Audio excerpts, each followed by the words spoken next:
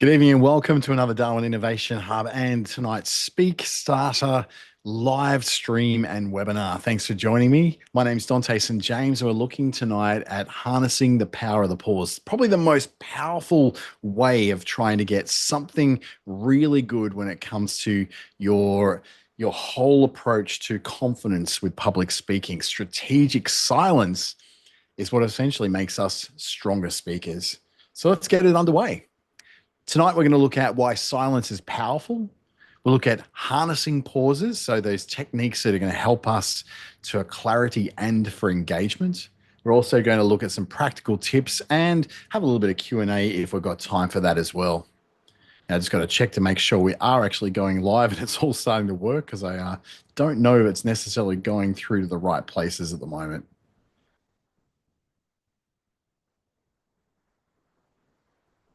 All right, so there's a science behind all this, a science of silence. And that silence is all about processing time, giving us time to pause and the audience to process the information you're coming through.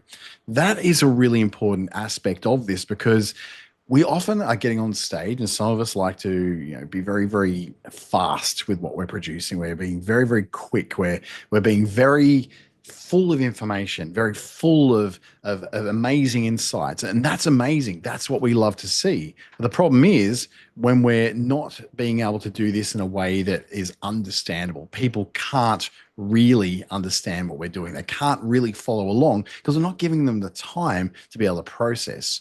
And that means that they're not really taking anything in. They're not retaining any information. And silence, funnily enough, also increases information retention by up to 20%. But then it also provides a reset. Brief, quiet moments are also providing a chance for people not to have to be stuck in a fatigue status. So they're not being so stuck in time, stuck in a way that they can't understand what's going on. They can't take it in because there's too much going on. There's too many things that they feel like are happening all at once. And so if that's the case, then silence helps to break that a little bit for them. There is also an emotional impact of pausing. It helps build anticipation. It helps to create some kind of dramatic tension. When there's a pause, it doesn't just give us time to think and to process what's going on. It also gives us the chance to feel something. You think about it, you go to watch a television show or movie, the dramatic pause as the hero looks up and doesn't say a word says far more than words ever could. A pause also is a bit of a power move. It conveys a lot of confidence. It shows you have a lot of control over your speech, a lot of control over your timing, a lot of control over the moment. And that gives you credibility and authority. People tend to trust those who can communicate clearly, but also take their time to put ideas across in a way that makes sense, in a timing and a pacing that makes sense for them, helps them to understand that. And if you can take a moment to pause when you're trying to present something, it makes you look less nervous. It makes you look less messy. You're not saying or are anywhere near as much. Because instead of those filler words, you are taking moments to get the right words out. And it also helps for very emotional moments to land better. If the dialogue in a movie or a television show was just constant, just words coming out one after the other, one after the other, one after the other, there'd be no emotional impact because the pause helps us create that anticipation. It helps us to create a moment, right? We think of like the modern idea of an Instagram moment, a moment where you pause somewhere, you take a photo and you absorb that photo, you put that out there. That's a moment. That's what we're creating with pauses. Now, silence, we've learned, particularly in English speaking nations, we have this idea that silence is awkwardness, that we must always fill the gaps with words. And this problem comes about because I guess that we feel like we're not being understood unless we're talking. Silence only feels awkward if you expect that silence to be negative. But confident speakers, they embrace these pauses. I do it all the time simply because it gives me a chance for my head and my mouth to be in sync, because my head's rushing, rushing, rushing, but my mouth can't keep up. And sometimes I need to take a pause, let my rest of me catch up. It also is seen as a waste of time by some people. You've only got 10 minutes to get this grandiose message across.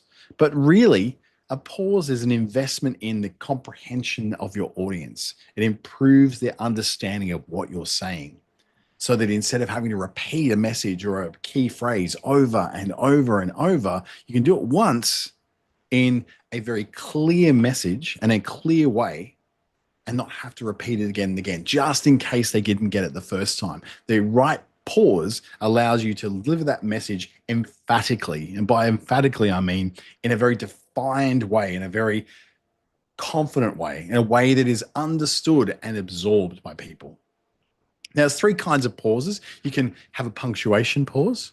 You get to the end of a paragraph and you stop. End of a sentence and you stop. So this autumn, we launched our new service and it's free for members. So the pause there will be a comma. This autumn, comma, we launch our new service and it's free for members. Now I could say that straight out. This autumn, we launch our new service and it's free for members. Or I could go, this autumn, we launch our new service and it's free for members. That is also an emphasis pause too. So example would be, instead of saying the result was transformational, you could say the result was transformational. And that becomes a lot more of a transformational message, something that's so much more confident and much more clear. There's also the transition pauses, where you are looking for a gap between major ideas or sections. So you covered off product A. Now we move on to product B. So you're creating a clear delineation between one idea and the next idea. They're all very valid types of pauses and very easy to work in there. If there's a comma in the written word, then there's a comma or a pause in your spoken word as well. If there is a word that you really need to bring home, like transformational, then it deserves a pause so that you can emphasize it. And the transition pauses, they're just very good for ending an idea and starting a new one, ending a story, starting a new one, ending a chapter, starting a new one. As we're turning through a book, we get to the end of the chapter. There's usually a blank page before we get to the beginning of that next chapter. It allows us to pause, absorb, and then get ready with some anticipation for what the next chapter is. The different kinds of pauses you can take can be quite basic, like less than a second would be a basic punctuation pause where you need just a little bit of emphasis, just less than a second, but maybe less than 2 seconds, maybe 2 to 3 seconds even, is where you want significant emphasis, or you're transitioning from one thing to another.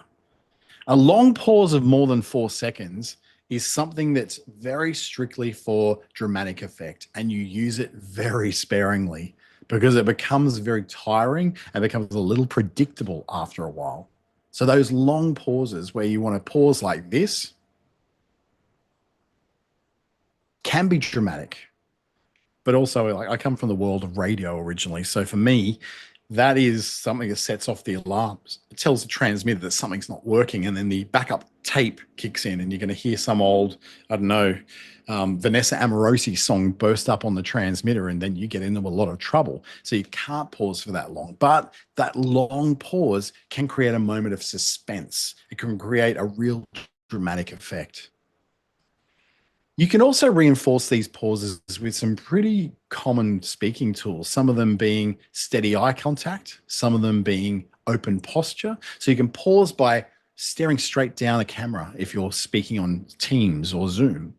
Or you can open up your posture and you can say, well, what do you think? And that creates that 1 to 2 second pause that creates extra emphasis. And you can breathe deeply and quite visibly to show that you're intentionally pausing. So I can say halfway through a message and go, that's all I have to say. And that creates, again, that dramatic moment. So this is a very powerful tool in public speaking that goes beyond just the words or the content that you've got there. It goes into the presentation style of what you're doing. It takes you from someone who could just be reading a script off a piece of paper to someone who is a presenter. So some of the exercises you could do is to take something that's written down on paper and just read it straight through. Innovation thrives in silence. Innovation thrives in silence. Innovation thrives in silence. Innovation thrives in silence. As you repeat that continuously, it doesn't seem to have any kind of impact. It's just a statement. But once you insert the pause in there, innovation thrives in silence. Then it becomes a lot more dramatic. It becomes a lot more of an emphasis. It means that it can be understood much more deeply. Innovation thrives in silence. Compare that impact and look at that with just about anything. Do it with reading your own business card, or pick up a piece of paper that's landing nearby, or read a certificate on your wall, and just read everything without punctuation or pausing, and then start inserting some in there, and you'll see how it changes everything. And once you do that a few times, you can find that it becomes part of your regular way of presenting. You go from, again, being a script reader to a presenter. So you can then ask someone as you're speaking in front of them to share your experience. So you can ask them, how did my pause change my delivery? Did you understand this better because I slowed down or I paused? You can use 30 seconds to demonstrate your pause to someone. Just, get someone in the office and ask them, look, hey, can I just ask you something? Can we try this out? And then get some positive feedback from people on what that sounds like. If people already know at work or in your family that this is something you want to do for a living, they're going to give you that 30 seconds just for you to test something out. Read it straight out and say, what sounds better? Da da da da da da da da da, or da da da da da da da da da. And they'll tell you whether that sounds better or not. That's enough sometimes to get that idea in your head, to rewrite those neurons. Something you can do to make it a little easier for yourself is to mark these notations. So I've got the double vertical line notation. You can use that for planned pauses in your speaking notes. That can be something that you can see as you're reading a speech from a script, that this is a place to pause. If you're someone who doesn't do this naturally, taking big, complete breaths at the natural breaks in your speech, such as the end of a sentence, the end of a paragraph, the end of an idea. And then we begin paragraph number 2. Allows people to understand that this is a break. It's not just a continuous onslaught of words. You can also count.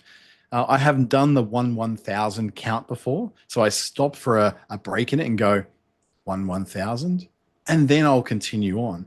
This might be something you find hard to do because you're taking your head out of your speech and then putting it into actual words. So for me, the breathing and the natural pauses when I go to stumble over the next word, just stop. Those things work better for me. The breathing for me is a really good dramatic pause that also helps to slow things down. And then the ultimate test is record yourself. Practice in front of a mirror. Record yourself on your phone. We've all got camera phones these days, and I know we all hate the sound of our own voices. I hate the sound of mine too. And apparently I've got a soothing voice. I don't know what that's about. But we all hate the sound of our voices. But the only way to overcome that hate is to then also allow ourselves the chance to be able to hear what we sound like. So if that's what you're able to do, spend a bit of time doing that. Mark the script, breathe, count, or record yourself to see how you're doing. That can make a vast difference to your quality of speaking. So a very short one tonight. My name's Dante St. James. You can get in touch with me at the connections on the screen. If you're in Darwin and you'd like to find out more about how you can improve your public speaking, reach out to me through the Darwin Innovation Hub or through speakstarter.com.au. We have 3 public speaking clubs this May, and we'd love to see you at one of them: Darwin, Palmerston, and Casuarina as well. Thanks for catching up. I'm glad you had some time to learn a bit about the power of the pause, and I call it the most powerful tool in public speaking because it takes you, again, from being someone who's just simply reading a script to someone who is presenting, and that makes all the